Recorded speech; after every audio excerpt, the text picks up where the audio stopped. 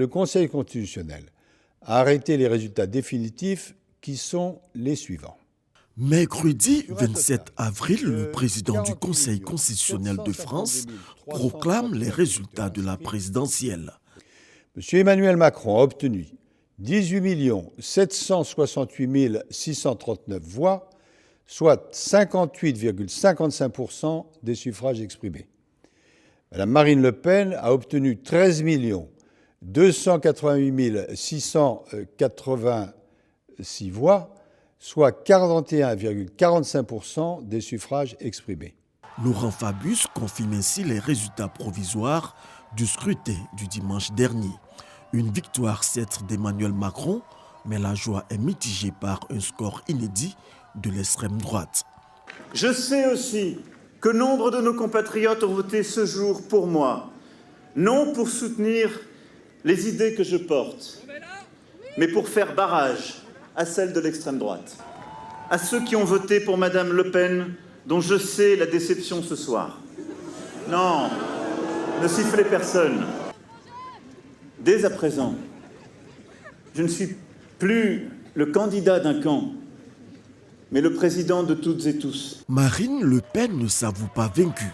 Elle perd le combat de la présidentielle, mais entend rester dans le jeu pour les batailles législatives. Pour éviter cet accaparement des pouvoirs par quelques-uns, plus que jamais, je poursuivrai mon engagement pour la France et les Français avec l'énergie, la persévérance et l'affection que vous me connaissez. Par conséquent, nous lançons ce soir la grande bataille électorale des législatives.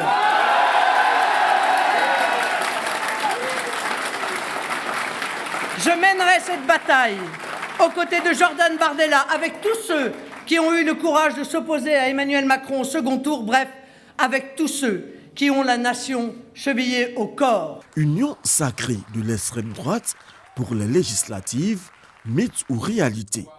Au soir de sa déclaration, Le Pen reçoit des piques de la part de Zemmour.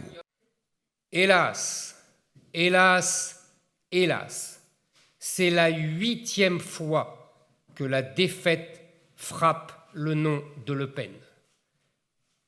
Je voyais cette défaite venir depuis des années et ce n'est vraiment pas de gaieté de cœur que je l'annonçais. Le camp Le Pen réagit. Quand Éric Zemmour fait des déclarations qui ne sont pas très élégantes le soir du premier tour, ça rend toujours les choses un peu plus compliquées. Mais nous sommes des gens de bonne volonté. Mais voilà, il ne faut pas non plus aller trop loin. Du côté de la France insoumise et du Parti socialiste, les discussions sont engagées pour accorder les violons. L'objectif pour nous, c'était vraiment d'avoir un échange sur le programme et exclusivement sur le programme. Parce que pour nous, c'est un préalable pour pouvoir entamer des discussions sur les autres points de la préparation de ces élections. Nous avons eu une discussion constructive qui nous a permis d'avancer sur un certain nombre de points, permettant de voir et de considérer qu'il n'y avait pas entre nous de points de blocage insurmontables. Alors qu'il sera attaqué de toutes parts, l'enjeu pour le camp présidentiel est de s'assurer une majorité parlementaire. À chaque élection présidentielle, c'est toujours la même chose. Ceux qui n'ont pas été élus ou ceux qui n'ont pas été au deuxième tour expliquent qu'il y a un troisième tour, que les Français vont inverser leur choix au troisième tour en leur donnant une majorité. C'est assez classique. Maintenant, il y aura une campagne pour les élections législatives. Moi, je suis convaincu que les Français donneront au président de la République les moyens d'agir pour les protéger avec une majorité. Brice Teinturier, directeur général délégué de l'Institut de sondage Ipsos, met en garde.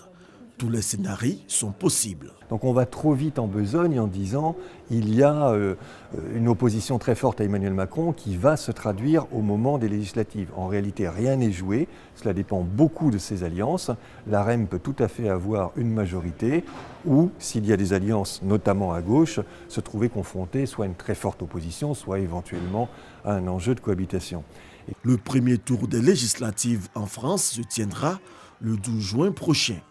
En 2017, le camp présidentiel était arrivé en tête du scrutin avec 361 députés sur 577 sièges.